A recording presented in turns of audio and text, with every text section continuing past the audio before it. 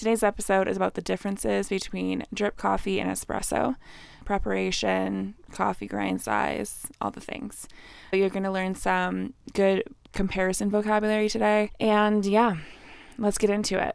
Espresso and drip coffee, they are very different things. The only two things I would say are the same is that they both come from the coffee bean and that they both require water to brew it. And that's about it. I am personally team espresso, but I know there's a lot of good ways of making coffee. I just decided to compare drip coffee to espresso. So anyways, for starters, we're going to talk about the preparation differences.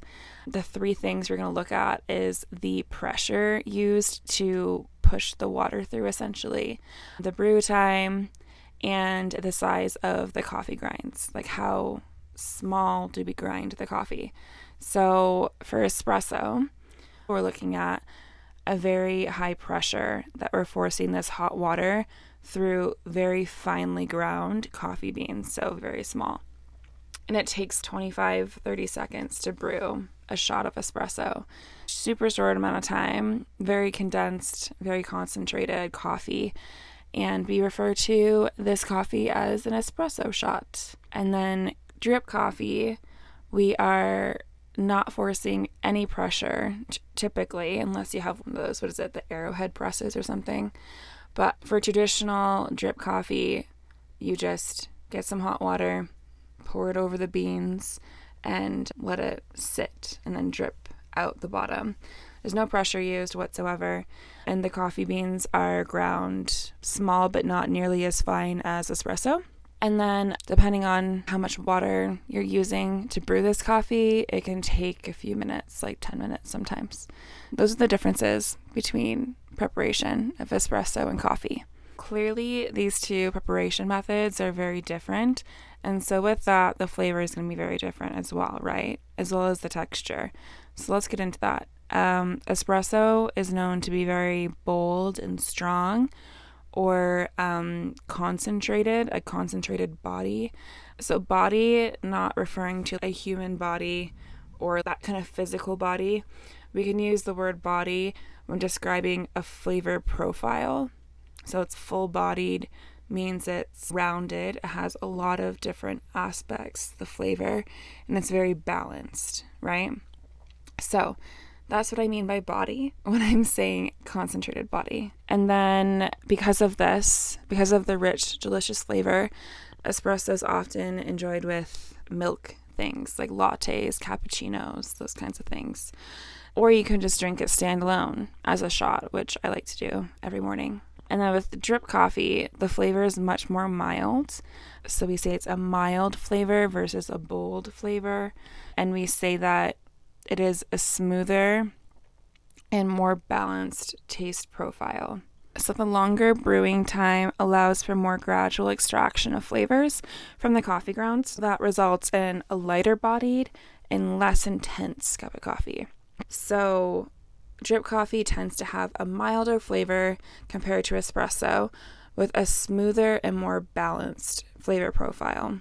All right, we know the taste of espresso versus drip coffee, but what about the texture and the crema? The best part of the espresso, in my opinion. Espresso has a crema, and that is, or crema, I don't know, I don't speak Italian, but espresso, through the high pressure process of brewing it, comes out the crema, this top layer of the espresso shot, and that's what we refer to it as, the crema. And the crema, it's like a creamy, foamy deliciousness that comes from the oils of the coffee beans, and it rests on top of the espresso shot. So crema is a golden brown froth composed of oils, gases, and fine coffee particles that's produced during the espresso extraction process. And it adds a smooth, delicious richness to the espresso. It's the best part. Versus drip coffee, it doesn't have a crema, it doesn't have this delicious frothy part on top of it. It's just gravity fed, no pressure or agitation to the coffee beans. You just get black water at the end. Drip coffee also is much more clear than espresso. Espresso is not usually clear at all.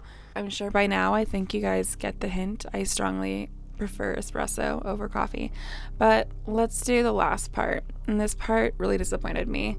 But it's the caffeine content. Surprisingly, I didn't know this, but espresso has less caffeine than coffee does.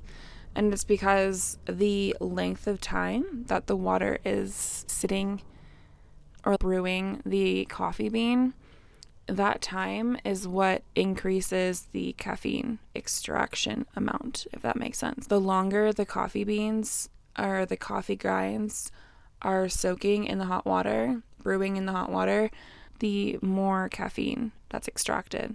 In my opinion, this is the only winning point for coffee, the drip coffee. It's the higher caffeine content. Depending on the person, maybe that's a bad thing. For me, I need caffeine, 100%. But anyways, leave your comments down below. I want to know if you are a coffee drinker or an espresso drinker. Or what's your favorite method of making coffee?